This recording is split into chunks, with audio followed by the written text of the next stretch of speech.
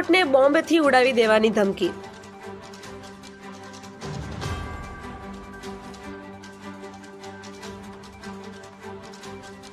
રાત્રે 2 વાગે મેલથી આપવામાં આવી ધમકી।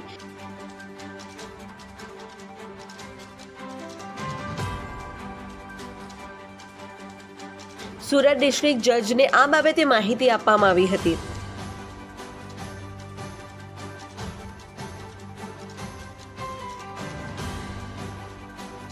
સુરત ડિસ્ટ્રિક્ટ જજ દ્વારા કોર્ટ પરિસરમાં કોઈપણ વ્યક્તિને પ્રવેશ માટે પ્રતિબંધ ફરમાવવામાં આવ્યો।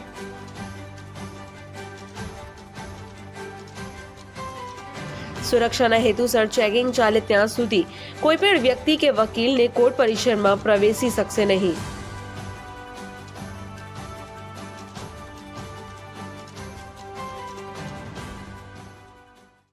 આજ રોજ મળસ્તે 2 વાગે નામદાર ડિસ્ટ્રિક્ટ કોર્ટ સાહેબની ઓફિશિયલ મેલ આઈડી પર એક બોમ્બ ડિપ્લોય થયો છે કોર્ટ બિલ્ડિંગમાં એવો મેલ આવેલો હતો અને ધમકી ભર્યો મેલ હતો, જેના સ્વરૂપે ડિસ્ટ્રિક્ટ જજ સાહેબ તરફથી police department, dog code, bomb code અને ઓફિશિયલ્સોને જાણ કરવામાં આવેલી હતી। સવારથી કોર્ટ બિલ્ડિંગમાં આ સંદર્ભેની તપાસ ચાલી રહેલી હતી।